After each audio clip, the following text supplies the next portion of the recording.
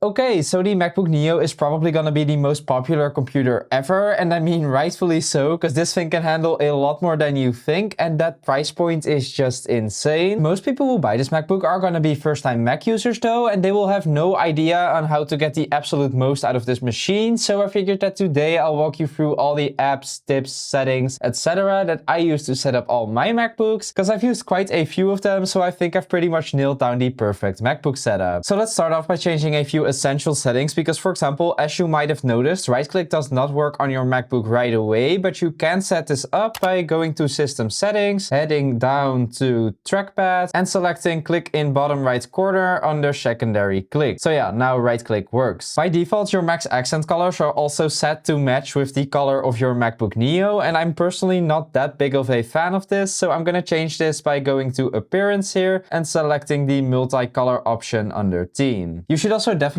check if your Mac is on the latest software update, and to do this we're going to go to General, Software Update and install any updates that pop up here. So yeah, I should probably update this, but to prevent from getting behind on updates, you can also turn on automatic updates here. So right here next to automatic updates, you're going to press the eye icon and make sure that everything is toggled on here. And this also goes for the files and security updates, because of course we want to make sure that our Mac is as secure as possible. The MacBook Neo is also compatible with Apple Intelligence, but this might be turned off by default for you. So to turn this on, go to Apple Intelligence and Siri here and make sure that Apple Intelligence is turned on. This enables a bunch of different features across macOS, like your writing tools, image playground, and a bunch of other things. So yeah, definitely turn this on. And if you really want to optimize Apple Intelligence, also make sure to connect it to ChatGPT here, because this will enable Siri to ask ChatGPT stuff, and that just makes Siri work a lot better. And it also enables the compose option in the writing tools. And one last setting I'd really recommend you to check if you've downloaded all of your apps is to go to General, Login Items and Extensions, and make sure to limit your Open at Login items here. A lot of apps will try to open at login, but the idea here is to keep this limited, because the less apps you've got opened, the better your MacBook will perform. So for example, I actually don't want Notion to open at login, so I'm going to select it here and press the minus icon. So now it's time for the fun part, actually customizing the MacBook. And of course, at the heart of your MacBook setup is your wallpaper, and I'm using one from my Slate's Live wallpaper pack, which is available in a bunch of different color options and also matches the one I've got set up on my iPhone. And the one on my iPhone is actually animated. I'll be sure to leave a link to the pack in the description. And one other thing you might want to enable for your wallpaper is stack. So if you're the type of person that has a bunch of files on their desktop, right click on your desktop and then enable the Use Stacks option. This will neatly organize all your different desktop files into stacks, and you can even change how it organizes these things by going to View in the menu bar and then Group Stacks by. And as you can see, you can also organize your files by date added, for example. Now, I'd also definitely recommend you to customize your dock. So I've only got my essentials in here, but there are also actually a few settings that I think you should change here. So if you right click right here in the dock and select the dock settings option, we'll be taken to the dock settings, and from here you can change the size of your dock and also the magnification. But there are also a bunch of other settings here that you can change, and I'd actually recommend you to turn on quite a few of them. So first off, make sure to turn on the minimize window into application icon option. This will just make sure that whenever you minimize an app, it goes into the app icon itself rather than to the side of the dock, which I think looks a lot cleaner. I'd also highly recommend you to turn off show suggested and recent apps in dock, because by default your Mac will also show some suggested and recent apps, but this just clutters up the dock in my opinion. So yeah, just turn this off. And what most people don't realize is that you can also add folders to your dock. And to do this, you simply open Finder and drag a folder from Finder into the dock. So in this case, I'm gonna drag the downloads folder to the dock, but you could also do this for any other folder. Now, one last setting I'd highly recommend you to turn on here is hot corners. So if we go back to System Settings, Desktop and Dock and scroll all the way down here, you'll see that there's an option for hot corners. And if you click on this, you'll get taken to this menu from which you can set up an action for each of your corners. So by default, a quick note gets created whenever you hover over the bottom right corner, for example. And like I said, you can set this up for each of the corners, but when setting this up for the top corners, also press and hold on the Command key to attach this to the action as well, because otherwise you'd constantly accidentally trigger this action whenever you're doing something in the menu bar. And with the command button tied to this action, you'll only trigger this action whenever you press the Command key as well. I will say that Apple's options are pretty limited here though, because it would be really cool if we could tie a certain app to a certain corner, but luckily there is actually an app that does this, and it's called CCC Corners. So I've got it downloaded here, and essentially it works the exact same as what I just showed you, but from here you can just just select an app for each corner. So for example, I'll set the lower left corner to open the calculator app. And now whenever I hover into the lower left corner, the calculator app gets opened. So this app lives in the menu bar. And actually speaking of the menu bar, there are probably a few things we should change here as well. Because by default, it is a bit cluttered and not really optimized. So what we want to do is go to System Settings again. And this time we're gonna go to Menu Bar. In here, you can select which items you want to see in the menu bar. So for example, I'll turn off the Wi-Fi icon here because that's also available in the control center. And by default, the battery percentage of your Mac actually does not show up in the menu bar, but you can turn this on here by going to battery options and toggling the show percentage option. Now, unlike the MacBook Air and the MacBook Pro, the MacBook Neo does not come with a notch, but I've actually added a very functional one to mine because whenever I press on it, it turns into a dynamic island from which I can start a Pomodoro timer, play lo-fi music, or control other music. And if you're wondering how to set this up, well, this is actually an app called Notchflow that was created by a friend of mine, and I'll leave a link to it in the description. Now, there are also a few security settings that I definitely recommend you to turn on, especially if you're going to be using this in coffee shops, for example. Because, for example, your MacBook actually has a built-in firewall, but this isn't turned on by default. So if you want to turn this on, you'll have to go to System Settings again. In here, you'll want to go to Network, Firewall, and then turn on the firewall here. This helps prevent unauthorized applications, programs, and services from accepting incoming connections, which just makes sure that your MacBook is a lot more secure. Another setting I'd recommend you to turn on here is the file vault. So if we go to search and then search for